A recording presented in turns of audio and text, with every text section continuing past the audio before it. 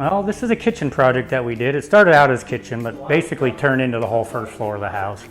Originally, there was a wall right about here with just a small opening over here. So we removed the wall to open this up completely. Added a beautiful bank of cabinets down there.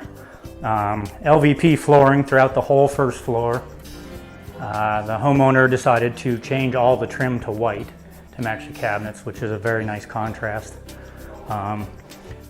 These are beautiful quartz countertops, and they also decided to run the quartz up the backsplash, which I think turned out fantastic. Beautiful farm sink.